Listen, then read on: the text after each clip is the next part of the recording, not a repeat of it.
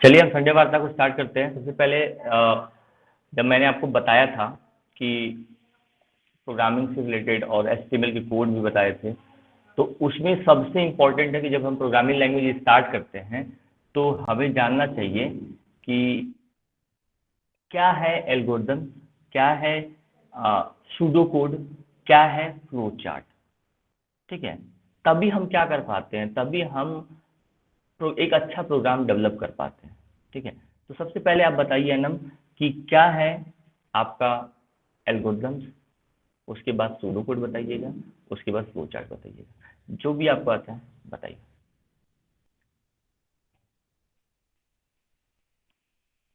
Sir, algorithm तो वो होता है जो हम लोग स्टेप बाय स्टेप किसी चीज को करते हैं और उसी का फ्लो चार्ट बनाते हैं। स्टेप किसी बाय चीज स्टेप क्या को होता है? किसी चीज को स्टेप बाय स्टेप करना। हम्म, किसी चीज में एग्जांपल दे पाएंगे? किसी चीज और में जैसे कि हम लोग कौन को ये एग्जांपल? पाइथन आइडल खोलना है तो सबसे पहले हम लोग माई कंप्यूटर या जो भी पीसी वगैरह है हार्ड डिस्क में जाएंगे तो कहीं जहाँ पे वो स्टोर है, फिर वहां पे से पाइथन आइडल हम लोग क्लिक करेंगे, उसके बाद वो ओपन होगा, वहां पे हम लोग वर्क करेंगे। ठीक है, चलिए मैं आपकी बातों को करेक्ट कर देता हूँ। आपके कहने का मतलब ये है कि जब भी हम कोई टास्क करने जाते हैं, काम करने जाते हैं, तो उसकी एक प्लानिंग क्रिएट करते हैं कि कौन सी चीज़ें क्या। जैसे मैं इवेंट प्लानिंग की बात ले लूँ, कोई इंगेजमेंट की बात ले लूँ, कोई भी चीज़ें जब आप करने जाते हैं तो उसका एक सीक्वेंस होता है कि इस काम करने के बाद ये काम हो जाएगा, इस काम को करने के बाद ये हो जाएगा। तो एक जो सीक्वेंसिंग होती है कि अगर ये काम करते हैं तो क्या रिजल्ट आएगा, क्या नुकसान होगा, कैसे होगा, तो ये आपको पता चलता है। तो कहीं ना कहीं उसको आप एक रिटेन वे में लिखते हो। स्टेप बाय स्टेप जो होता है, प्रोसीजर होते हैं, उसको आप एल्गोरिदम्स में लिखते हो। एल्गोरिदम्स को हम जनरल टर्म्स में प्रोसीजर भी बोलते हैं। आप लिस्टिंग कर लेते हो कि देखो ये काम करना है, ऐसे काम करना है, ऐसे काम करना है। ठीक है, चलिए गुड। अब बताइए सूडो कोड क्या होता है?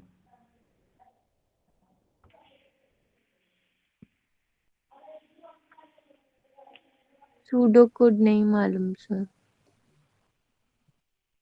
देखिए, एल्गोरिदम्स बनाने से पहले हमें सूडो कोड बनाना चाहिए। हमें क्या बनाना चाहिए? सूडो कोड बनाना चाहिए।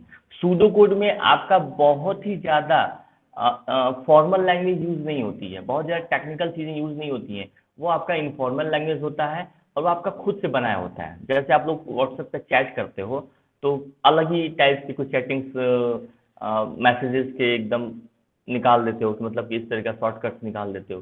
तो वो चीज़ें आप जानते हो, वो आर्टिफिशियल है, इंसानों के द्वारा बनाया गया है। वो कहीं ना कहीं फॉर्मल लैंग्वेज नहीं है, ग्रामेटिकल चीज़ें नहीं है। तो सूडो कोड क्या है? सूडो कोड में आप सिंपली जिस तरीके से लिखना चाहते हैं उस तरीके से लिख सकते हैं। बट हाँ, उसी को देख के आप क्या करते हो, उसका एल्गोरिदम सेट करते हो। एल्गोरिदम्स में क्या होता है, आपका फॉर्मल लैंग्वेज ही यूज होगी, ऐसा नहीं है कि इनफॉर्मल लैंग्वेज यूज होगी। तो ये बस छोटा सा डिफरेंस है।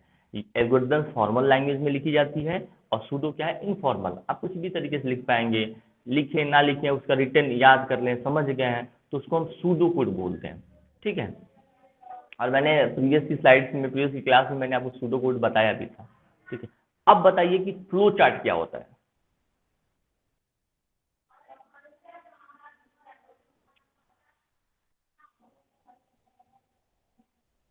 अनम। सर, जो हम लोग एल्गोरिथम लगाते हैं ना, मतलब जो एल्गोरिथम होता है उसी चीज को हम लोग फ्लो चार्ट में कन्वर्ट कर देते हैं।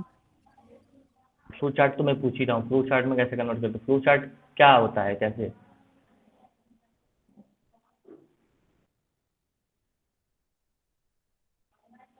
देखिए, एल्गोरिदम जो हम बनाते हैं, तो एल्गोरिदम्स आपका फॉर्मल लैंग्वेज और उसको रिटेन स्टेटमेंट है, रिटेन में है। बट हम क्या करते हैं, उसी रिटेन स्टेटमेंट को फ्लो चार्ट टूल्स की मदद से, टूल्स हाँ हमने क्या सर, क्या वो देखे थे? डायग्राम हाँ, डायग्राम जो के वो प्रोसेसिंग ग्राफिकल होता है। नोटेशन के थ्रू हम हाँ। रिप्रेजेंट कर देते हैं, तो उससे समझ में आता है। स्टार्ट एंड के लिए हमने ओवेल देखा था, प्रोसेसिंग के लिए प्रोसेसिंग बॉक्स देखा था, देखा था हम्म। ना? तो हम्म। फिर इस तरीके का हम जो टूल्स है, एरो देखा था कि वो डायरेक्शन देता है कि आपका प्रोग्राम कहाँ का फ्लो कर रहा है।